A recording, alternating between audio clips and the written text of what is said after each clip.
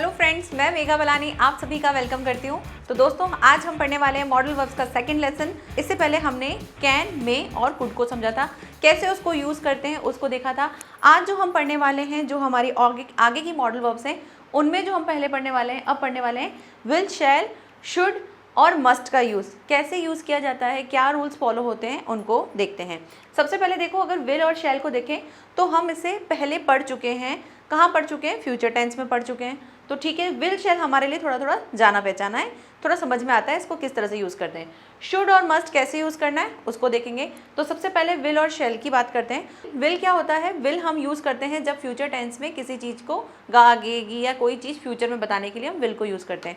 तो हमने जब विल पढ़ा था या शैल पढ़ा था, तब मैंने आपको एक बात कही थी कि विल और शैल का यूज़ एक और तरीके से भी होता है। वो तरीका क्या है? वो है मॉडल वर्ब्स।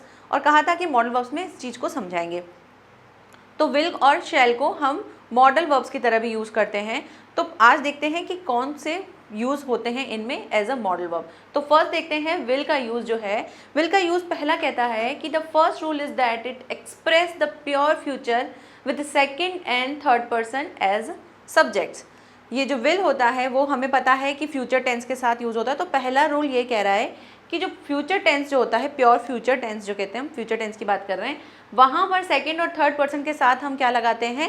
विल लगाते हैं। बिल्कुल यही लगाते हैं हम, यानी कि फर्स्ट पर्सन को छोड़ के बाकी सेकंड और थर्ड पर्सन के साथ हम विल लगाते हैं। तो फर्स्ट पर्सन जो थे हमारे, वो कौन से थे? आई एंड वी।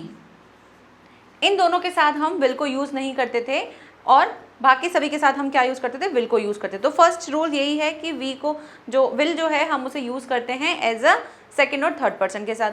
हाँ, अब जो हो गया है वो ऐसा मॉडर्न इंग्लिश जो ऐसी हो गई है कि अब सभी के साथ हम विल को यूज़ करते हैं, चाहे फर्स्ट पर्सन हो या सेकंड पर्सन हो, थर्ड पर्सन हो, हम सभी के साथ विल को यूज़ करते हैं।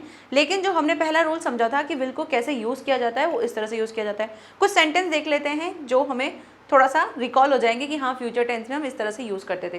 फर्स्ट सेंटेंस है he will play tennis tomorrow. तो कल वह क्या खेलेगा? कल वह खेलेगा tennis. He play will tennis tomorrow, वह कल टेनिस खेलेगा। ठीक है, तो इस तरह से हमने विल को यूज़ किया अपने फ्यूचर टेंस के लिए। हमारा जो सब्जेक्ट है वो क्या है? थर्ड पर्सन है। नेक्स्ट देखते हैं, I will go to cinema tonight.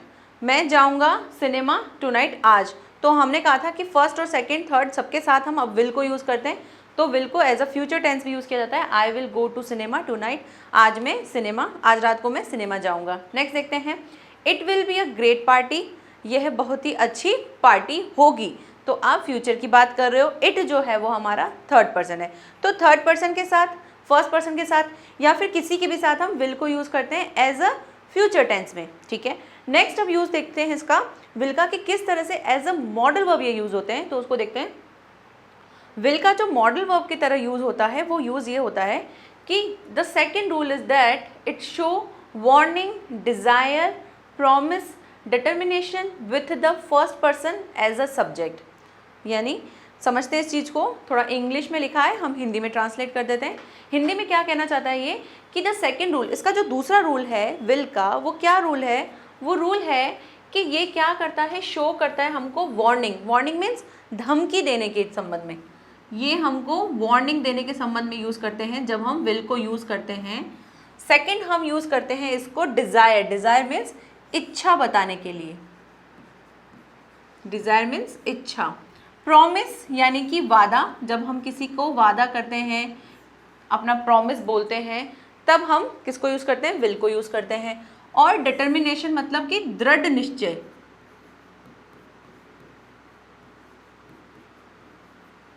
दृढ़ निश्चय, जब हम कुछ दृढ़ निश्चय, जब कुछ हमारा पक्का इरादा होता है किसी चीज़ को करने का, तब हम इसको यूज़ करते हैं। कब यूज़, कैसे यूज़ करते हैं? हमारे फर्स्ट पर्सन ऑफ सब्जेक्ट, यानी फर्स्ट पर्सन कौन से? आई और वी। जब विल को यूज़ किया जाता है आई और वी के साथ, तो कैसा पर्पस दिखता है? वो पर्पस दिखना चाहिए जब हम मॉडल वर्ब्स की तरह यूज़ करें उसे, तो वो होता है या तो किसी को धमकी देने के संबंध में, या अपनी इच्छा बताने के लिए, या कोई दृढ़ निश्चय या आपने कोई पक्का इरादा कर रखा है उसके संबंध में, या फिर जब आप किसी को प्रॉमिस करते हो तब। कैसे? उसको सेंटेंस से समझते हैं कि किस तरह से आप आई और वी को यूज़ करते हो विल के साथ एज अ मॉडल वर्ब, क्या बताने के लिए। ये सभी तरीके से अपनी भावनाओं को एक्सप्रेस करने की, क्योंकि मॉडल वर्ब जो होती है वो क्या होती है, हमारे मूड को बताती है, हमारे मैनर को बताती है कि हम किसी बात को किस तरह से कहना चाहते हैं, हमारी भावना क्या है उसके संबंध में।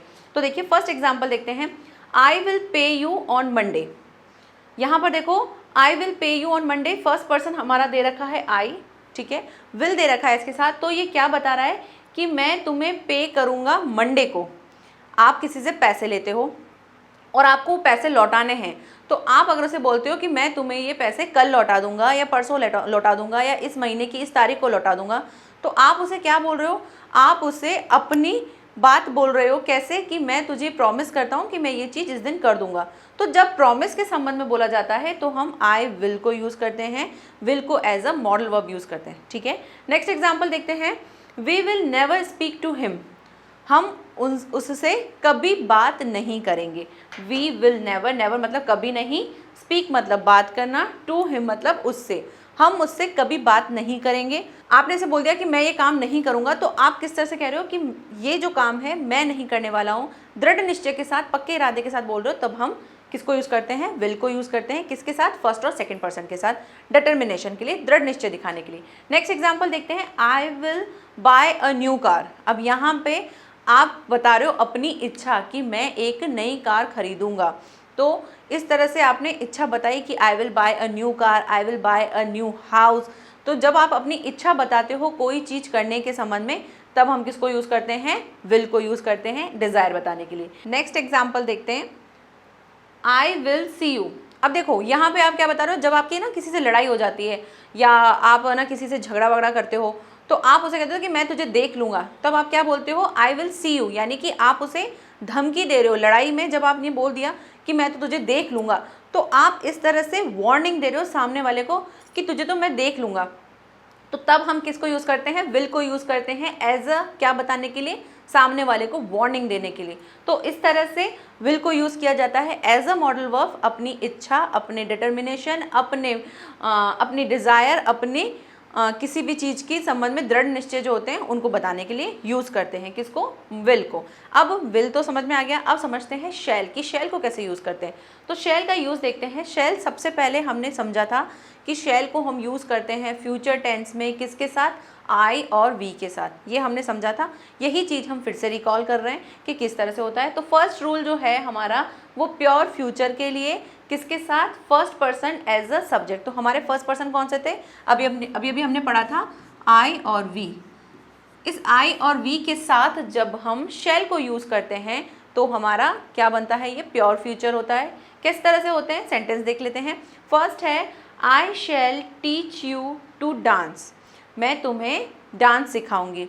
तो यहाँ पे आई जो है वो हमारा क्या है, हमारा फर्स्ट पर्सन है, ठीक है। तो आई के साथ हमने शैल को यूज़ किया बताने के लिए प्योर फ्यूचर, फ्यूचर की बात बता रहे कि मैं तुम्हें डांस सिखाऊंगी। नेक्स्ट देखते हैं, आई शैल रीड दिस बुक, मैं ये पुस्तक पढ़ूंगी। तो आपने यहाँ पे भी क्या बताया, हमारा जो सब्जेक्ट है वो क्या है, फर्स्ट पर्सन है, आई है, उसके साथ हमने शैल लगाया कि आई शैल रीड दिस बुक, मैं ये पुस्तक पढ़ूंगी, फ्यूचर में कभी पढ़ने की बात हो रही है।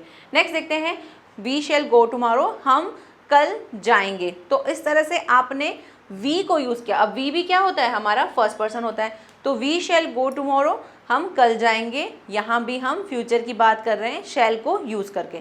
तो शैल का पहला यूज़ तो हमको समझ में आ गया कि शैल को हम एज अ फ्यूचर टेंस की तरह यूज़ करते हैं। अब सेकेंड रूल क्या होता है उसको समझते हैं कि सेकेंड रूल में बोलते हैं शैल को जो यूज़ किया जाता है वो यूज़ किया जाता है, the second is that it is use to ask for advice, suggestion, request with the first person in the interrogative format.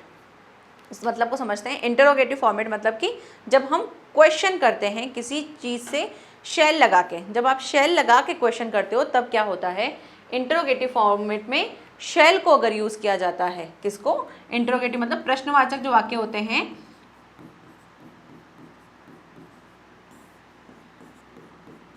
ठीक है, प्रश्नवाचक वाक्य के साथ हम किसको यूज़ करते हैं, जब शैल को यूज़ करते हैं तो उससे कैसी भावनाएं निकलती हैं वो देखते हैं। कि जब हम शैल को यूज़ करते हैं तो पहली क्या चीज़ होती है, हम किसी को एडवाइस दे रहे होते हैं, किसी को एडवाइस दे रहे होते हैं जब हम शैल लगा के कोई चीज़ को क्वेश्चन कर रहे हैं। तो शैल के लिए एडवाइस मतलब कि सलाह, नेक्स्ट दूसरा है सजेशन। सजेशन मतलब किसी चीज का सुझाव देने के संबंध में, जब आप किसी को सुझाव दे रहे होते हैं तब। और थर्ड है रिक्वेस्ट, जब आप किसी से बहुत ही पोलाइटली रिक्वेस्ट करते हैं तब हम शैल को यूज़ करते हैं। तो मतलब रिक्वेस्ट मतलब कि आप जब किसी से रिक्वेस्ट मतलब जैसे प्रार्थना करते हो उसके संबंध में से, रिक्वेस्ट मीन्स प्रार्थना। जब आप किसी को रिक्वेस्ट करते हो, प्रार्थना करते हो कि मेरा ये काम कर दो, तब हम शैल को यूज़ करते हैं। शैल को किस तरह से, बहुत ही पोलाइट वे में यूज़ करते हैं। तो इन सब से हम क्या यूज़ करते हैं, शैल को यूज़ करते हैं। अब इसके एग्जाम्पल्स देख लेते हैं कि किस तरह से यूज़ होते हैं। तो फर्स्ट एग्जाम्पल है शैल वी डांस। तो यहाँ पे शैल को हम यूज़ कर रहे हैं एज अ मॉडल वर्ब कब, जब आप इंटरोगेटिव फॉर्मेट में कोई चीज़ बोल रहे हो, ठीक है। तो किस तरह से आप या तो फिर सलाह दे रहे होंगे या फिर सजेशन दे रहे होंगे या फिर रिक्वेस्ट कर रहे होंगे। तो एग्जाम्पल से समझते हैं, क्योंकि एग्जाम्पल ही सबसे अच्छा तरीका होता है किसी चीज़ को बेटर तरीके से समझने का। तो फर्स्ट एग्जाम्पल है शैल वी डांस, क्या हम डांस करें। तो यहाँ पर आप क्या कर रहे हैं, आप यहाँ पे रिक्वेस्ट कर रहे हैं कि क्या तुम मेरे साथ डांस करोगी।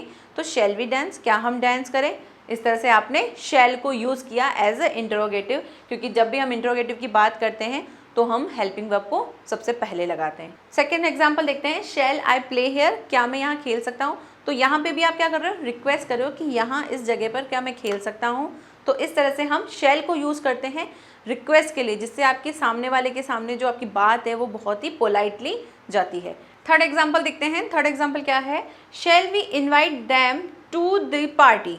शैल को यूज़ कर रहे हैं वी के साथ, हमारे फर्स्ट पर्सन के साथ, शैल को एज अ इंटरोगेटिव में। अब इसकी ट्रांसलेशन देखते हैं कि किस तरह से हो रहा है।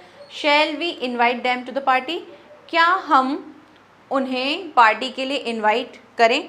तो इस तरह से आप क्वेश्चन कर रहे हो, कैसे बोलने के लिए, अपने सुझाव या फिर एडवाइस के लिए। आप एडवाइस या सुझाव ले रहे हो कि क्या हम उन्हें किसके लिए, पार्टी के लिए इन्वाइट करेंगे।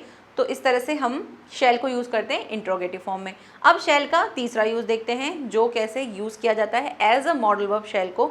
शैल के हमने दो समझे थे रूल्स, कि शैल को हम पहले तो फ्यूचर टेंस के अकॉर्डिंग यूज़ करते हैं, दूसरा हम शैल को जब यूज़ करते हैं एज अ इंट्रोगेटिव सेंटेंस की तरह, यानी जब हम उसे एज अ इंट्रोगेटिव फॉर्मेट में लेते हैं तो हम शैल में क्या बताते हैं, कोई एडवाइस, सजेशन या फिर क्या बता रहे होते हैं, कोई रिक्वेस्ट कर रहे होते हैं। नेक्स्ट थर्ड देखते हैं, इसका रूल क्या है। शैल का थर्ड जो यूज़ है वो देखिए, the third rule is that is use to express command, warning, promise, determination with the second and third person as the subject. ठीक है, इस चीज़ को समझते हैं हिंदी में, कि काफ़ी बच्चों की ये चीज़ होती है कि मैम आप हिंदी में भी लिखा करो। तो हिंदी में मैं समझा देती हूँ, हर एक लाइन को मैं हिंदी में भी बोलती हूँ, तो आप ध्यान से सुना करिए, आपको समझ में आ जाएंगी चीज़ें। तो देखिए थर्ड रूल ये बोल रहा है कि आपको जो शैल है वो कैसे यूज़ करना है, एज अ कमांड, मतलब कि आप उसे किस तरह से बोल रहे हो, कमांड को आप यूज़ करो एज अ आदेश, जब आप किसी को आदेश दे रहे हो तब। दूसरा वार्निंग, जब आप किसी को धमकी दे रहे हैं। और तीसरा जब हम किसी को वादा कर रहे हैं। चौथा डिटर्मिनेशन, जिसे हमने अभी समझा था दृढ़ निश्चय। ठीक है, जब पक्का इरादा होता है तब हम यूज करते हैं किसको, हमारे शैल को। तो शैल को इस तरह से यूज किया जाता है, कैसे, जैसे with the second and third person as the subject, जो हमारे सेकेंड और थर्ड पर्सन होते हैं। अब यह बात ध्यान से सुनना कि सेकेंड और थर्ड पर्सन कौन से होते हैं, हमारे होते हैं ही, शी, इट, यू, क्या किसी का नाम, किसी की जगह, इस सभी मतलब आई और वी को छोड़ के बाकी सब हमारे क्या होते हैं, सेकेंड और थर्ड पर्सन होते हैं। तो जबकि हम शैल को यूज़ करते थे as a first and second person की तरह, यहाँ हम उसको यूज़ करेंगे एज अ मॉडल वर्ब, जब हम यूज़ कर रहे हैं उसे किसके साथ, उसके अपने पर्सन के साथ ना करके दूसरे पर्सन के साथ, जितने भी हैं बाकी के उन सभी के साथ जब यूज़ करते हैं तब हम शैल को यूज़ करके क्या बता रहे होते हैं, कोई कमांड दे रहे होते हैं, कोई आदेश दे रहे होते हैं, कोई वार्निंग दे रहे होते हैं, कोई डिटर्मिनेशन होता है, दृढ़ निश्चय होता है, या फिर किसी चीज़ का प्रॉमिस कर रहे होते हैं। तो इस तरह से हम यूज़ करते हैं शैल को। सेंटेंस देखते हैं, सेंटेंस को समझते हैं, उसके बाद एक अच्छी सी मज़ेदार बात बताऊंगी जो आपने शायद नोटिस की हो या नहीं की हो, लेकिन मैं बता दूंगी। तो फर्स्ट एग्जाम्पल देखते हैं, यू शैल डू इट, तुम यह करोगे। तो यहाँ पर आप क्या कह रहे हो, यहाँ पे ऑर्डर दे रहे हो कि तुम ये काम करोगे, यू शैल डू इट, ये काम करना है। जबकि हम यहाँ पे आई शैल डू इट बोल सकते थे, हम यू बोल रहे हैं, इससे हमारा जो बात बोली जा रही है वो किसी मकसद से बोली जा रही है, मतलब कोई ना कोई उसमें ज़रूरत बात होगी, इसलिए हम शैल को यूज़ कर रहे हैं किसके साथ, उसके दूसरे पर्सन के साथ। तो यू को यूज़ करके हम क्या दे रहे हैं, ऑर्डर दे रहे हैं कि तुम्हें ये काम करना है, you shall do it. Next देखते हैं, you shall get a reward for your achievement. You shall gate मतलब कि मिलना चाहिए, क्या, रिवॉर्ड मतलब इनाम। कैसे, आपके अचीवमेंट मतलब होता है उपलब्धि, तो तुम्हें क्या मिलना चाहिए, अपनी उपलब्धियों पे रिवॉर्ड मिलना चाहिए। तो यहाँ पे आप क्या बता रहे हो, यहाँ आप बता रहे हो अपनी किसके बारे में, कि तुम्हें जो काम किया गया है, जो तुमने काम किया है उसके लिए तुम्हें क्या मिलना चाहिए, रिवॉर्ड मिलना चाहिए। तो प्रॉमिस कर रहे हो कि जो तुमने काम किया है, जो तुम्हें उपलब्धि मिली है, उसके लिए तुम्हें क्या मिलेगा, रिवॉर्ड मिलेगा, इनाम मिलेगा।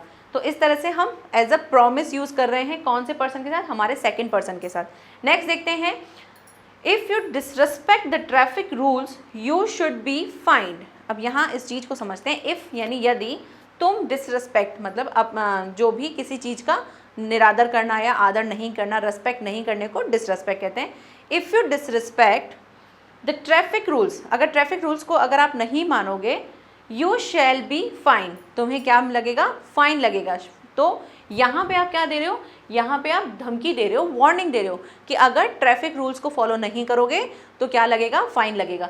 तो इस तरह से हम किसको यूज़ कर रहे हैं, शैल को यूज़ कर रहे हैं सेकेंड और थर्ड पर्सन के साथ, क्या बताने के लिए, या तो धमकी बता रहे होंगे, या फिर आप ऑर्डर दे रहे हो, या कोई दृढ़ निश्चय की बात कर रहे हैं, या फिर कोई प्रॉमिस होगा। जैसे फर्स्ट सेंटेंस में हमने देखा था ऑर्डर के संबंध में, सेकंड था प्रॉमिस की, तुम्हारी उपलब्धि पे तुम्हें क्या मिलेगा, तुम्हें मिलेगा इनाम मिलेगा, तो रिवॉर्ड मिलेगा, इसका आपने प्रॉमिस किया है सामने वाले को। नेक्स्ट में आपने बताया, वार्निंग दिया है कि जब अगर आप ट्रैफिक रूल्स को फॉलो नहीं करोगे तो आपके ऊपर फाइन लगेगा। लगता है ना, अगर हम ट्रैफिक रूल्स को फॉलो नहीं करते हैं तो हमें फाइन लगता है। तो यही चीज़ यहाँ बताई जा रही है कि वार्निंग देने के संबंध में बोला जाता है। अब यहाँ पे एक मज़ेदार बात जो आपने शायद नोटिस की हो या नहीं की हो, मैं एक चीज़ बताती हूँ। देखो, अभी जब हमने विल को यूज़ किया था, जब किसकी तरह से, हमने मॉडल वर्ब की तरह से जब उसे समझा था, उसको और इस शैल को अगर आप देखोगे तो कुछ सिमिलर है। सिमिलर क्या है, जब भी आप विल और शैल को यूज़ कर रहे हो उसके डिफरेंट पर्सन के साथ, जैसे कि शैल को हम यूज़ करते हैं आई और वी के साथ, लेकिन अगर आपने उसे यूज़ कर लिया सेकंड और थर्ड पर्सन के साथ, तब वो किसी पर्पस से हो जाते हैं। किस किस पर्पस से, या प्रॉमिस होगा, या फिर डिटर्मिनेशन होगा, वार्निंग होगी, या फिर ऑर्डर होगा, इस तरह से हम यूज़ करते हैं। सेम ऐसा ही हमने विल में भी देखा था कि जब भी हम विल को उसके ऑपोजिट पर्सन से यूज़ करते हैं, जैसे कि विल को हम सेकंड और थर्ड पर्सन के साथ यूज़ ना करके फर्स्ट पर्सन के साथ यूज़ कर रहे हैं, तब भी क्या हो रहा है, कुछ अलग ही पर्पस आ रहा है। जैसे डिटर्मिनेशन देखा था हमने, प्रॉमिस देखा था, डिज़ायर देखा था। तो दोनों चीज़ें क्या हैं, जब भी आप विल और शैल को किसी डिफरेंट पर्सन के साथ, जो उनके पर्सन हैं उनके साथ ना यूज़ करके किसी दूसरी तरह से यूज़ करोगे, दूसरे पर्सन के साथ यूज़ करोगे, तो वो क्या बता रहे होंगे, कोई स्पेशल पर्पस बता रहे होंगे। यही चीज़ मैं आपको बताना चाहती थी, जो शायद आपने नोटिस की हो या नहीं की हो। तो ये चीज़ ध्यान रखना कि विल और शैल को अगर आप किसी डिफरेंट पर्सन के साथ यूज़ कर रहे हो तो उसका कोई अलग पर्पस होगा। ठीक है, आगे बढ़ते हैं। विल और शैल आई थिंक आपको क्लियर हो गया होगा। अब समझते हैं हमारा नेक्स्ट शुड। ये शुड क्या होता है उसको देख लो कि शुड जो होते हैं वो हमारे शैल का ही पास्ट फॉर्म होता है, जिसे हम शुड की तरह यूज़ करते हैं। तो शुड को हम पहला यूज़ करते हैं मॉरल ऑब्लिगेशन के लिए। मॉरल ऑब्लिगेशन मतलब नैतिक दायित्व, जो भी हमारे नैतिक दायित्व होते हैं। मैं यहाँ लिख देती हूँ नैतिक दायित्व।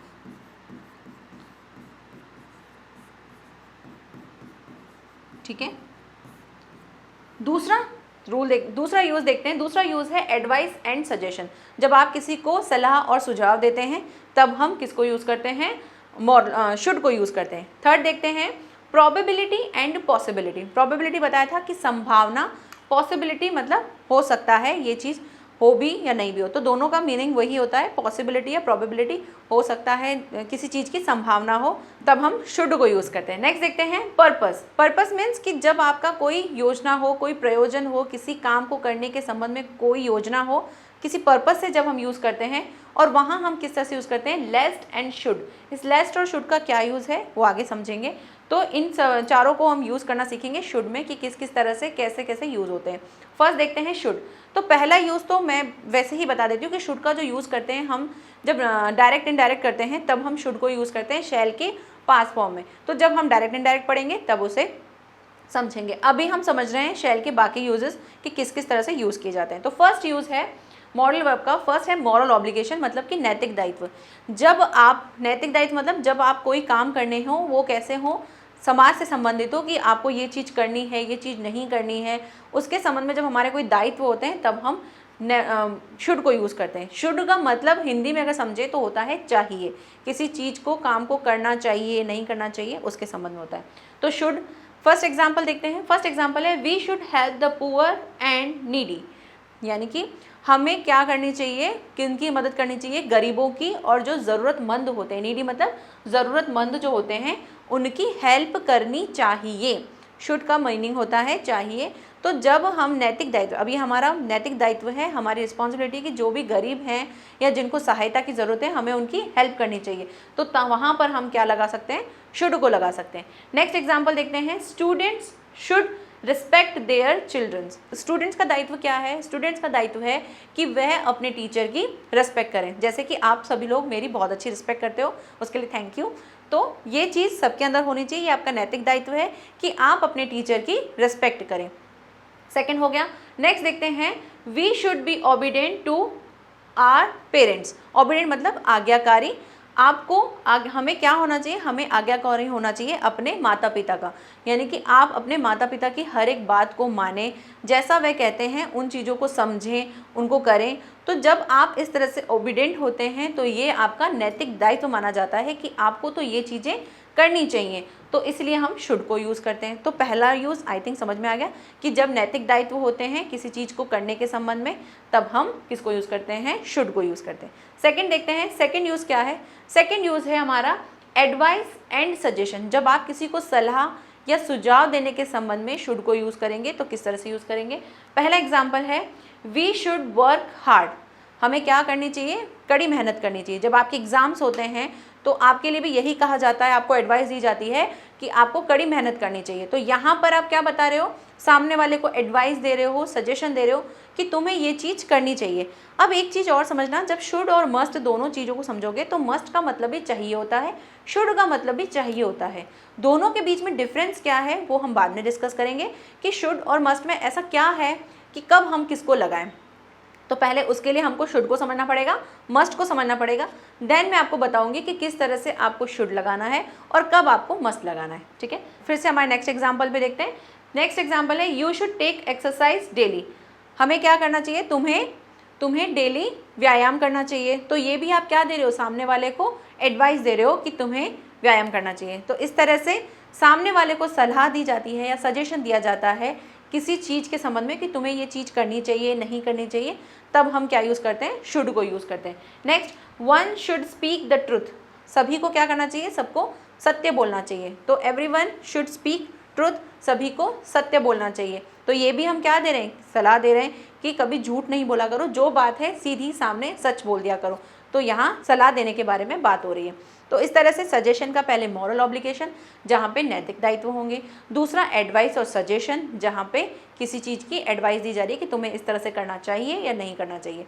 थर्ड हम देखते हैं इसका रूल कि थर्ड रूल क्या है। थर्ड रूल है प्रोबेबिलिटी या पॉसिबिलिटी, यानी कि आपकी किसी चीज़ के संबंध में संभावना है, कितनी है उसके संबंध में होती है। इस चीज़ को समझते हैं कैसे, एग्जाम्पल से समझते हैं। The file should be in the almirah. Almirah मतलब अलमारी। ये फाइल जो है वो कहाँ होनी चाहिए, एलमीरा में होनी चाहिए। अब यहाँ पे मैंने, अगर आपने ध्यान दिया होगा, मैंने यहाँ पे शुड बी यूज़ किया है, जबकि बात हम शुड की कर रहे हैं। तो मैंने शुड बी क्यों यूज़ किया है, तो देखिए शुड मतलब होता है चाहिए। अगर आप उसके साथ शुड बी लगा रहे हो दैट मीन्स आप क्या सेंटेंस बोल रहे हो, फाइल जो है वो अलमीरा में होनी चाहिए। जब होनी के संबंध में बात किया, क्योंकि बी का मतलब होता है होना, तो बी लगाया जाता है जब आप सेंटेंस में किस तरह से बोल रहे हो कि जो फाइल है वो कहाँ होनी चाहिए, एलमीरा में होनी चाहिए। होता है ना, जब हम कोई सामान ढूंढ रहे होते हैं और हमको सामान नहीं मिल रहा होता और हमको थोड़ा बहुत अंदाज़ा होता है कि ये चीज़ यहाँ पर पड़ी होगी, तब हम बोलते हैं कि ये चीज़ यहाँ होगी या फिर टेबल पे पड़ी होगी, मेरा चश्मा टेबल पे पड़ा होगा। तो आप क्या बता रहे हो कि अपनी प्रोबेबिलिटी बता रहे हो, पॉसिबिलिटी बता रहे हो कि ये चीज़ यहाँ होनी चाहिए। श्योर नहीं हो लेकिन पॉसिबिलिटी बता रहे हो कि यहाँ ये चीज़ हो सकती है, तब हम किसको यूज़ करते हैं, शुड को यूज़ करते हैं। तो फाइल के लिए भी यही कहा जा रहा है कि फाइल जो है वो अलमीरा में होनी चाहिए। तो अलमीरा में होनी चाहिए, इसके लिए हमने शुड बी को यूज़ किया है। नेक्स्ट देखते हैं, the butter should be in the fridge. अगर आपको ब्रेड बटर खाने का मन कर रहा है और आपको बटर नहीं मिल रहा, आपने मम्मी से पूछा कि मम्मा बटर कहाँ है, तो मम्मा ने कहा कि बटर बेटा फ्रिज में होना चाहिए, तो आपने तब आपकी मम्मा क्या सेंटेंस यूज़ करेगी, the butter should be in the fridge. जो बटर है वो कहाँ होना चाहिए, फ्रिज में होना चाहिए। तो यहाँ संभावना बताई जा रही है कि ये चीज़ जो है यहाँ होनी चाहिए, पॉसिबिलिटी नहीं है। अब हो सकता है बटर फ्रिज में हो भी नहीं भी हो, लेकिन आप बता रहे हो पॉसिबिलिटी कि यहाँ पर ये चीज़ हो सकती है, तो उसे हम शुड की तरह यूज़ करते हैं। नेक्स्ट एग्जाम्पल देखते हैं, you should find her in the play ground. You should find मतलब तुम्हें कहाँ ढूंढना चाहिए, उसे प्ले ग्राउंड में ढूंढना चाहिए। तो यहाँ सिचुएशन समझो कि कैसे हो सकती है। जैसे मान लो सब लोग खेल रहे हैं और खेलते खेलते किसी की मम्मी ने पूछ लिया कि भैया विजय कहाँ पर है, और विजय जो है आपको पता नहीं है, लेकिन आपको लगता है कि भाई विजय जो है आंटी वो शायद प्ले ग्राउंड में होगा। तब आप इस तरह से बोल सकते हो, you should find Vijay in the play ground. तो जब किसी चीज़ की संभावना होती है या पॉसिबल होता है कि वो चीज़ वहाँ होगी, तब हम यूज़ करते हैं किसको, शुड को यूज़ करते हैं एज अ पॉसिबिलिटी बताने के लिए या फिर प्रोबेबिलिटी बताने के लिए। आई थिंक शुड क्लियर हो गया होगा। शुड का पहला मॉरल ऑब्लिगेशन, सेकंड हमने समझा था शुड को एडवाइस और सजेशन के लिए, और थर्ड हमने समझा कि जब हमें किसी चीज़ की पॉसिबिलिटी हो या प्रोबेबिलिटी हो कि वो चीज़ इतनी इतनी हो सकती है। ठीक है, शुड का फोर्थ यूज समझते हैं कि क्या यूज़ होता है पर्पस एंड लेस्ट या शुड। तो क्या यूज़ होता है, पर्पस मीन्स प्रयोजन या किसी प्रयोजन या योजना के संबंध में अगर हम कोई चीज़ यूज़ करते हैं तो हम उसमें शुड लगाते हैं। ये लेस्ट क्या होता है, इस लेस्ट का मीनिंग होता है ऐसा ना हो कि, ऐसा ना हो कि। लेस्ट का यूज़ करते हैं हम ऐसा ना हो कि। कैसे यूज़ करते हैं, एग्जाम्पल से समझते हैं, क्लियर होगा। फर्स्ट एग्जाम्पल है work hard लेस्ट you should fail. इस चीज़ को समझते हैं, जब आप पढ़ाई करते हैं तो आपको क्या आपके मम्मी पापा क्या बोलते हैं कि वर्क हार्ड मतलब कड़ी मेहनत करो, ऐसा ना हो कि फेल हो जाओ। तो यहाँ पे लेस्ट जो है वो यूज़ किया जा रहा है किसके लिए, कि ऐसा ना हो कि, ये जो मैंने बीच में स्पेस दिया था यहाँ पर लगेगा आपका सब्जेक्ट जिसके बारे में आप बोल रहे हो, और उसके बाद लगेगा शुड, कि ऐसा ना हो कि तुम फेल हो जाओ। तो वर्क हार्ड कड़ी मेहनत करो, ऐसा ना हो कि तुम फेल हो जाओ। तो शुड को हम इस तरह से यूज़ करते हैं जहाँ पर हमें बताना होता है किसी पर्पज़, यानी यहाँ पे कोई पर्पज़ है, कोई प्रयोजन है किसके संबंध में, पढ़ाई के हार्ड वर्क के संबंध में, कि आपको हार्ड वर्क करना है, ऐसा नहीं हो कि आप फेल हो जाओ। नेक्स्ट एग्जाम्पल देखते हैं, move fast लेस्ट you should miss the train. यहाँ कह रहे हैं मूव फास्ट मतलब जल्दी चलो, जल्दी करो, लेस्ट यानी कि ऐसा ना हो कि तुम मिस कर दो क्या, बस, ऐसा ना हो कि तुम बस को मिस कर दो। तो यहाँ पर भी क्या पर्पस है, यहाँ पर्पस है कि बस को मिस ना करने का, इसलिए हमने यूज़ किया लेस्ट यू शुड। यहाँ पे लेस्ट, उसके बाद आपका जो सब्जेक्ट जिसके बारे में आप बोल रहे हो वो, देन आपका शुड आएगा। तो यहाँ सब लेस्ट के बाद जो मैंने स्पेस दिया है वहाँ सब्जेक्ट के लिए दिया है कि सब्जेक्ट आएगा देन शुड आएगा। तो इस तरह से हम लेस्ट को यूज़ करते हैं। एक और एग्जाम्पल देखते हैं, speak slowly lest someone should hear you. Speak slowly मतलब धीरे बोलो, ऐसा ना हो कि कोई तुम्हें सुन ले, यानी ऐसा ना हो कि कोई तुम्हें सुन ले, जो भी तुम बोल रहे हो ऐसा ना हो कि तुम्हें कोई सुन ले। तो जब भी हम ऐसा ना हो कि इस तरह से यूज़ किया जाता है तब हम शुड को यूज़ करते हैं। स्पीक स्लोली धीरे बोलो, ऐसा ना हो कि कोई तुम्हें सुन ले, तो लेस्ट को इस तरह से यूज़ करते हैं। तो शुड को भी आई थिंक आपको क्लियर हो गया होगा कि मॉरल ऑब्लिगेशन के लिए या फिर हम एडवाइस सजेशन के लिए। थर्ड हमने समझा था किसको, पॉसिबिलिटी एंड प्रोबेबिलिटी बताने के लिए, संभावना के लिए, और चौथा था किसी प्रयोजन के लिए, जब हम ऐसे बोलते हैं कि ऐसा ना हो कि ये चीज़ हो जाए, यानी आपकी कोई पर्पस हो, कोई योजना हो, उसके संबंध में यूज़ किया जाता है। अब समझते हैं लास्ट हमारा मस्ट, कि मस्ट को कैसे यूज़ करते हैं। तो मस्ट का मतलब भी होता है चाहिए, कि ये तुम्हें करना चाहिए। शुड का मतलब भी था चाहिए। दोनों में डिफरेंस क्या है समझते हैं। पहले इनके यूजेस देख लेते हैं कि कहाँ कहाँ कौन कौन से यूजेस पढ़ने वाले हैं। तो फर्स्ट हम पढ़ेंगे स्ट्रॉन्ग ऑब्लिगेशन, वहाँ हमने पढ़ा था मॉरल ऑब्लिगेशन। दोनों में थोड़ा सा डिफरेंस है, देखेंगे क्या। प्रोहिबिशन, प्रोहिबिशन मतलब हमने समझा था जब हम कैन की बात कर रहे थे। प्रोहिबिशन मतलब होता है किसी चीज़ की मनाही करना या निषेध करना, कोई चीज़ मना हो जाना, तब हम मस्ट को यूज़ करते हैं। थर्ड है स्ट्रॉन्ग पॉसिबिलिटी, जब आप किसी चीज़ की बहुत ज़्यादा स्ट्रॉन्ग पॉसिबिलिटी बताते हो। हमने शुड में भी पॉसिबिलिटी समझा था, हम मस्ट में भी पॉसिबिलिटी समझ रहे हैं, दोनों के बीच में डिफरेंस समझेंगे क्या होता है। नेक्स्ट है स्ट्रॉन्ग रेकमेंडेशन। रेकमेंडेशन मतलब आप जब किसी चीज़ के बारे में बताते हो कि ये चीज़ तुम्हें करनी चाहिए, रेकमेंड करते हो, तब हम किसको यूज़ करते हैं, मस्ट को यूज़ करते हैं स्ट्रॉन्ग रिकमेंडेशन के लिए। इनके यूजेस को देखते हैं, स्टार्ट करते हैं। फर्स्ट जो उसका रूल है स्ट्रॉन्ग ऑब्लिगेशन, मतलब जब हमारे नैतिक दायित्व तो होते हैं लेकिन वो बहुत ही ज़्यादा कैसे होते हैं, बिल्कुल मस्ट होते हैं कि करने ही चाहिए तब होते हैं। तो देखिए स्ट्रॉन्ग ऑब्लिगेशन का फर्स्ट एग्जाम्पल देखते हैं। All the girls must attend the function. सभी गर्ल्स को क्या करना है, ये फंक्शन अटेंड करना है। जैसे मान लो आपके कॉलेज में या आपके स्कूल में एनुअल फंक्शन है और वहाँ पे टीचर ने अगर ये कह दिया कि सभी गर्ल्स को जो है वो फंक्शन में आना है, तो मस्ट और शुड दोनों में आना चाहिए होना चाहिए कि भाई है ना। वहाँ पर भी अगर हम यहाँ पे शुड लगा दें कि all the girls should attend the function, कि सभी गर्ल्स को ये फंक्शन अटेंड करना चाहिए। मस्ट लगा दिया फिर भी हो रहा है चाहिए। तो दोनों में डिफरेंस क्या है, तो डिफरेंस ये है कि जब शुड बोला जाता है, शुड के संबंध में ऐसा होता है कि आपने जो अपनी बात बोली है सामने वाले को वो सिर्फ बोली है कि इस तरह से करना चाहिए।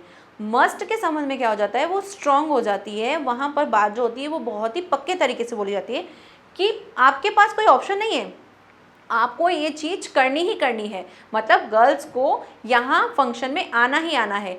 शुड लगा देते तो वहाँ पर ये हो जाता कि आपकी मर्जी है, आप आओ नहीं आओ वो आपके ऊपर है। लेकिन मस्ट लगा दिया दैट मीन्स गर्ल्स को आना है, वो बहुत ज़्यादा कंपलसरी है, वो स्ट्रॉन्ग ऑब्लिगेशन है, वो आपका बहुत ज़्यादा दायित्व है कि आपको आना ही चाहिए। तो इस तरह से हम मस्ट को यूज़ करते हैं जब कोई चीज़ स्ट्रांगली हमें सामने वाले को बोलनी है, उसके सामने कोई ऑप्शन नहीं छोड़ना है कि कोई ऑप्शन नहीं है तुम्हें तो ये चीज़ करनी है, तब हम मस्ट को यूज़ करते हैं। सेकेंड एग्जाम्पल देखते हैं, we must respect our elders. हमें अपने बड़ों की इज्जत करनी चाहिए। तो यहाँ पर अगर मैं शुड लगा दूँ तो क्या चलेगा, हाँ चलेगा। हम शुड भी लगा के बोल सकते हैं कि हमें अपने बड़ों की रिस्पेक्ट करनी चाहिए। मस्ट और शुड में क्या डिफरेंस है, हम अगर शुड लगा देते हैं तो हम सिर्फ सामने वाले को बोलते हैं कि तुम्हें करनी चाहिए, करना नहीं करना हम उनके ऊपर रखते हैं, इतना ज़्यादा हम फोर्स नहीं करते हैं। लेकिन अगर मस्ट लगा दिया दैट मीन्स ये बोला जा रहा है सामने वाले से कि तुम्हें ये चीज़ करनी ही करनी है, तुम्हारे पास कोई ऑप्शन नहीं है, तब हम मस्ट को यूज़ करते हैं। थर्ड देखते हैं, you must where seat belt while driving the car. तुम्हें क्या पहननी चाहिए, सीट बेल्ट पहननी चाहिए जब आप क्या कर रहे हो, ड्राइव कर रहे हो। तो यहाँ पर क्या मैं शुड लगाऊं या फिर मस्ट लगाऊं, शुड ज़्यादा अच्छा है या मस्ट ज़्यादा अच्छा है, बिल्कुल क्या यूज़ होगा मस्ट यूज़, क्योंकि शुड आप सलाह दोगे, माना नहीं माना ये तो रूल नहीं हो पाएगा, क्योंकि हमें तो मस्ट करना ही पड़ेगा। ये जो है सीट बेल्ट जो है ये हमारे रूल्स के अकॉर्डिंग है कि हमें सीट बेल्ट लगानी चाहिए जब हम ड्राइविंग कर रहे हैं। तो यहाँ पर मस्ट ज़्यादा प्रेफर करेगा बजाय कि शुड के, क्योंकि शुड में हम सिर्फ सामने वाले को सलाह दे देते हैं या बोला जाता है कि तुम्हें ये चीज़ करनी है, ना करना वो सामने वाले के ऊपर होती है। मस्ट में हम उसके सामने ऑप्शन ही नहीं छोड़ते हैं, ये होता है कि ये तो चीज़ करनी ही करनी है। ठीक है, नेक्स्ट स्ट्रॉन्ग ऑब्लिगेशन क्लियर हो गया कि हम कब बात करते हैं, जब हम किसी स्ट्रॉन्ग ऑब्लिगेशन मतलब नैतिक दायित्व जो होते हैं वो बहुत ही ज़्यादा स्ट्रॉन्ग वाले होते हैं, तब बात करते हैं, तब इसको मस्ट को यूज़ करते हैं। सेकंड यूज़ इसका देखते हैं। सेकंड यूज़ हम देखेंगे कि किस तरह से हम प्रोहिबिशन मतलब होता है निषेध या किसी चीज़ की मना करना, उसको यूज़ करते समय हम मस्ट को कैसे यूज़ करते हैं देखते हैं कि visitor must not feed the animals. देखिए जब आप ना जू में जाते हो तो वहाँ पर लिखा होता है कि एनिमल्स को आप अपना जो लाया हुआ खाना है वो नहीं देंगे। तो यहाँ पे वो चीज़ क्या बोली जा रही है, उस चीज़ की मना की जाती है कि ये चीज़ नहीं करनी है। तो प्रोहिबिशन मतलब किसी चीज़ की मना होना, वो भी कैसे, बिल्कुल पक्के तरीके से। मस्ट का यूज़ ही हम इसलिए करते हैं कि सामने वाले के पास कोई चॉइस नहीं होगी, मस्ट का यूज़ तभी करना है। तो इस तरह से विजिटर जो हैं जो वहाँ पर जाते हैं जू में, उन्हें क्या करना है, उन्हें एनिमल्स को कुछ भी नहीं देना है खाने को, तब हम मस्ट नॉट, क्योंकि नहीं की बात हो रही है, must not feed the animals. ठीक है, नेक्स्ट एग्जाम्पल देखते हैं, everyone must not break the traffic rules. अब आपकी मर्जी के ऊपर थोड़ी होगा कि अगर आपको मैं कह दूंगी शुड लगा दो तो आप शुड लगा के ऐसा नहीं कह सकते हो कि हाँ ट्रैफिक रूल जो है वो उनको ब्रेक कर सकते हो नहीं कर सकते हो, वो आपके ऊपर है। मैं इस तरह से नहीं बोलूँगी ना, हम कहेंगे मस्ट, यानी कि बिल्कुल आपको ट्रैफिक रूल्स जो हैं वो ब्रेक नहीं करने हैं, नहीं तोड़ने हैं। तो मस्ट को यूज़ करके हम सामने वाले के सामने ये रख रहे हैं कि आपको ये चीज़ करनी ही करनी है, इसके संबंध में हम मस्ट को यूज़ करते हैं। तो प्रोहिबिशन मतलब किसी चीज़ की मना हो, तब हम क्या यूज़ करते हैं, मस्ट को यूज़ करते हैं। हमने प्रोहिबिशन कैन में भी देखा था, वहाँ पे क्या था कि कैन में हम बोलते थे किसी चीज़ की मना करना कि तुम यहाँ पे स्मोक नहीं कर सकते हो, हमने बात की थी। वहाँ पर हम क्या बोलते हैं, किसी चीज़ के मना करने के लिए हम नहीं कर सकते हो, आप यहाँ पे मस्ट बोल रहे हो। यहाँ किस तरह से बोल रहे हो कि ये चीज़ जो है वो बिल्कुल नहीं करनी है, सख्त मना है उसके संबंध में हम यूज़ करते हैं। थर्ड देखते हैं, we must not move in the wrong side of the road. हमें क्या नहीं करना चाहिए, हमें रॉन्ग साइड की तरफ मूव नहीं करना चाहिए। तो यहाँ पर भी हम क्या बता रहे हैं, मस्ट को यूज़ कर रहे हैं कि ये चीज़ नहीं करनी है। तो मस्ट हमेशा किसके लिए होगा, सामने वाले के पास कोई चॉइस नहीं होगी, उस चीज़ को मानना ही मानना है, तब हम मस्ट को यूज़ करते हैं। ठीक है, नेक्स्ट यूज़ देखते हैं, स्ट्रॉन्ग पॉसिबिलिटी। स्ट्रॉन्ग पॉसिबिलिटी में क्या है, जब हम किसी चीज़ की पॉसिबिलिटी बता रहे हैं बहुत ही पक्के तरीके से। हमने शुड में भी पढ़ा था कि शुड में भी हम पॉसिबिलिटी और प्रोबेबिलिटी बताते हैं। अब इसमें और शुड में क्या डिफरेंस है उसको देखते हैं। तो फर्स्ट है, there must be something wrong. अब यहाँ पर आप अगर शुड लगा देंगे, there should be something wrong, तो क्या ये सही होगा? हाँ, सही हो सकता है कि आप यहाँ पे बता रहे हो, यहाँ मस्ट बी लगा के आप क्या कह रहे हो कि किसी चीज़ के बारे में कह रहे हो कि देयर मतलब वहाँ पर कुछ गलत हो रहा है। तो इस तरह से मस्ट बी लगाकर आप बिल्कुल पॉसिबिलिटी बता रहे हो कि वहाँ जो है कुछ ना कुछ तो गड़बड़ है। तो मस्ट को यूज़ करके आप ये बता रहे हैं कि सामने बहुत ही स्ट्रॉन्ग पॉसिबिलिटी है कुछ चीज़ गड़बड़ होने की, कोई बात गलत होने की, तब हम मस्ट को यूज़ कर रहे हैं। नेक्स्ट एग्जाम्पल देखते हैं, there must be mistake somewhere. यहाँ पर बात कर रहे हैं समवेयर मतलब कहीं पर, मिस्टेक मतलब कुछ गड़बड़ हुई होगी। यहाँ पे बोल रहे हैं there must be mistake somewhere, कुछ तो गलत हुआ होगा। तो यहाँ और रॉन्ग दोनों थोड़े थोड़े सेम ही लग रहे हैं। या यहाँ पे बोला जा रहा है कि there must be mistake somewhere, कहीं पर गलती हुई होगी। जैसे आप बोलते हो ना, कभी कुछ लिख रहे हो और लिखते लिखते आपको लगता है कि कहीं तो गलती हुई होगी, तो आप वहाँ पे श्योर हो, पॉसिबिलिटी बता रहे हो कि लिखने के समय कोई ना कोई तो गलती हुई है, इसलिए हम मस्ट को यूज़ कर रहे हैं। तो मस्ट जो होगा वो स्ट्रॉन्ग पॉसिबिलिटी बता रहा होगा। शुड में हम क्या बोलते हैं, कन्फर्म नहीं होते हैं, यानी हो भी सकता है नहीं भी हो सकता है, तब बात करते हैं हम पॉसिबिलिटी के संबंध में, तब हम शुड को यूज़ करते हैं। जहाँ आप बहुत ज़्यादा स्ट्रॉन्ग पॉसिबिलिटी है आपको ये चीज़ बताने की कि सामने वाली जो चीज़ है वो वही होनी चाहिए, वो चीज़ सही है, तब हम मस्ट को यूज़ करते हैं। नेक्स्ट देखते हैं, there must be school in this area. अब आप मान लो किसी जगह पर हैं और आप इस यहाँ स्कूल की बात हो रही है, हम चलो खाने पीने की बात करते हैं कि समझ लो आपको भूख लग रही है और आप किसी एरिया में हैं और आपको लग रहा है कि यहाँ आसपास तो रेस्टोरेंट होना चाहिए। अब आप जब किसी चीज़ के बारे में बताते हो, कैसी स्ट्रॉन्ग पॉसिबिलिटी, यानी कि आपको या तो वहाँ पे किसी ने बता रखा होगा पहले कि इस एरिया में यहाँ पर क्या है, रेस्टोरेंट है, आप वहाँ पे खाना वाना खाने के संबंध में जा सकते हो। तो आपको पहले से ही किसी ने बता रखा होगा या आपको ये अंदाज़ा होगा, पॉसिबिलिटी होगी आपको स्ट्रॉन्ग वाली, तभी आप क्या यूज़ करोगे, मस्ट को यूज़ करोगे कि यहाँ पे जो है वो रेस्टोरेंट होगा इस एरिया में। तो इस तरह से हम यूज़ करते हैं जब आपके पास पॉसिबिलिटी हो स्ट्रॉन्ग वाली। तो इसी तरह से there must be school in this area, आप किसी एरिया में खड़े हो और आपको लगता है कि यहाँ पर स्कूल होना चाहिए, तो आप बता रहे हो कि आपकी जो पॉसिबिलिटी है वो बहुत ही स्ट्रॉन्ग है, तब हम मस्ट को यूज़ करते हैं। तो स्ट्रॉन्ग पॉसिबिलिटी। फोर्थ यूज़ देखते हैं इसका। फोर्थ यूज़ है स्ट्रॉन्ग रिकमेंडेशन। रिकमेंडेशन मतलब सिफारिश करना, किसी चीज़ के बारे में बताना, तो इसे कहते हैं सिफारिश।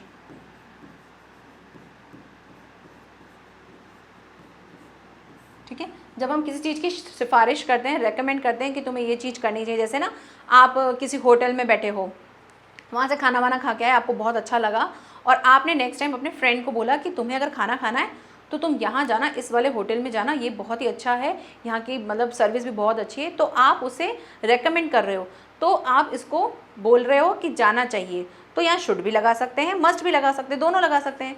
शुड लगा दोगे तो क्या बन जाएगा, मस्ट लगाओगे तो क्या बन जाएगा, उसको समझते हैं। अगर आपने शुड लगाया, दैट मीन्स आप उसे रेकमेंड कर रहे हो, सजेशन दे रहे हो कि ये चीज़ करनी चाहिए। अब करना नहीं करना उसके ऊपर है, वो जाए नहीं जाए वो उसके संबंध में है कि उसको जाना है नहीं जाना है, उसके ऊपर है। लेकिन अगर आपने मस्ट लगा दिया तो मस्ट लगाने से क्या हो जाएगा, आप उसको बिल्कुल रेकमेंड कर रहे हो, मतलब बोल रहे हो कि तुझे और कहीं जाए ना जाए, तुझे इस वाले होटल में तो जाना ही चाहिए, ये तो बहुत ही अच्छा है। तो जब आप मस्ट लगा रहे हो तो सामने वाले को बिल्कुल स्ट्रॉन्ग रेकमेंडेशन दे रहे हो कि तुम्हें ये चीज़ करनी चाहिए। तो इसी के लिए हम किसको यूज़ करते हैं, मस्ट को यूज़ करते हैं। अब सेंटेंस को देखते हैं किस तरह से। फर्स्ट सेंटेंस है, you must watch this series. अब इस सीरीज़ का बहुत ज़्यादा चलन चल रहा है, मूवी से ज़्यादा लोग सीरीज़ देख रहे हैं। तो अगर आपने मान लो आपने सीरीज़ देखी, पाताल लोक देख लिया ना, अब आपको बहुत अच्छी लगी, बहुत अच्छी, मतलब बहुत ही ज़्यादा अच्छी लगी और आपको लग रहा है कि मुझे अपने फ्रेंड को ये रेकमेंड करनी चाहिए, देनी चाहिए कि तुम ये वाली सीरीज़ देखो। आपने अगर उसे शुड लगा के कह दिया कि you should watch this series, तो आप उसे कह रहे हो कि ये तुझे जो सीरीज़ है वो देखनी चाहिए। लेकिन अगर आपने मस्ट लगा दिया, इसका मतलब है कि आप उसको स्ट्रांगली बोल रहे हो कि ये तो देखनी है, तू चाहे कोई सीरीज़ ना देखो तुम, लेकिन ये वाली सीरीज़ तो तुम्हें देखनी ही देखनी है। तब हम किसको यूज़ करते हैं? तब हम यूज़ करते हैं मस्ट को, यानी सामने वाले को स्ट्रांगली रेकमेंड करते हैं, तब हम यूज़ करते हैं मस्ट को। नेक्स्ट देखते हैं, she must read this book, it's very interesting. अब आप कोई बुक पढ़ रहे हैं और बुक बहुत ही अच्छी लगी आपको, आप फिर अपने फ्रेंड को या अपने पापा को, अपनी मम्मा को या किसी को भी सजेस्ट कर रहे हैं, तो आप जब स्ट्रांगली बोल रहे हैं, जब आपको लग रहा है कि नहीं ये तो उसे पढ़नी ही चाहिए, उसके टेस्ट के अकॉर्डिंग है, तब आप मस्ट लगा के बोलेंगे तो वो ज़्यादा इम्पैक्ट करेगी। स्ट्रांगली दिखेगा कि आप उस चीज़ पे ज़्यादा प्रेशर कर रहे हो कि ये चीज़ देखनी है या ये चीज़ पढ़नी है। शुड लगा दोगे, उसका संबंध भी क्या होगा? पढ़नी चाहिए आप, लेकिन क्या दे रहे होंगे उस टाइम? आप उसे सजेशन दे रहे होंगे, तुम्हें ये चीज़ करनी चाहिए या तुम्हें ये बुक पढ़नी चाहिए, बहुत ही इंटरेस्टिंग है। तो शुड और मस्ट के बीच के डिफरेंस को आई थिंक आप समझ गए होंगे कि शुड हम सिर्फ सामने वाले को सुझाव देने के लिए यूज़ करते हैं, जबकि हम अगर मस्ट यूज़ कर रहे हैं तो सामने वाले को बिल्कुल कह रहे हैं कि ये चीज़ तुम्हें करनी है। यानी शुड को अगर इन शॉर्ट देखें कि किसी चीज़ के लिए कोई ऑप्शन नहीं होना, वो चीज़ करनी ही करनी है, तब हम मस्ट को यूज़ करेंगे। ठीक है, थर्ड एग्जाम्पल देखिए, the ice cream here is delicious, you must try some. किसी शॉप की, किसी आइसक्रीम पार्लर की बात कर रहे हो और वहाँ पर आपने आइसक्रीम खाई और वो बहुत अच्छी लगी है, आप अपने किसी फ्रेंड को रेकमेंड कर रहे हो या किसी को भी रेकमेंड कर रहे हो कि तुम्हें वहाँ की आइसक्रीम खानी चाहिए, बहुत ही डिलीशियस है, तब हम किसको यूज़ करते हैं? मस्ट को यूज़ करते हैं कि हम स्ट्रांगली बोल रहे हैं कि जाओ और खाओ, इसको यूज़ करते, तब हम मस्ट को यूज़ करते हैं। ठीक है, तो मस्ट, शुड, हम दोनों को डिफरेंस को समझ गए। शुड और मस्ट कैसे यूज़ करना है, दोनों का यूज़ हो रहा होगा चाहिए के अर्थ में। आपको देखना है कि आप अपनी बात को कैसे बोल रहे हैं। अगर आप किसी चीज़ को बोलना चाहते हैं बहुत ही स्ट्रांगली, सामने वाले के सामने ऑप्शन नहीं छोड़ना चाहते, तब आप मस्ट यूज़ करेंगे। और अगर आप उसे एज अ सजेशन दे रहे हैं, पॉसिबिलिटी बता रहे हैं, हो भी सकता है, नहीं भी हो सकता है, तब हम शुड को यूज़ करेंगे। विल शैल को हम समझ चुके हैं कि विल और शैल को हम किस तरह से यूज़ करते हैं। तो आज हमारे जो मॉडल वर्ब्स हैं वो हो गए हैं कंप्लीट। हमने 4 टाइप्स के मॉडल वर्ब्स को समझा।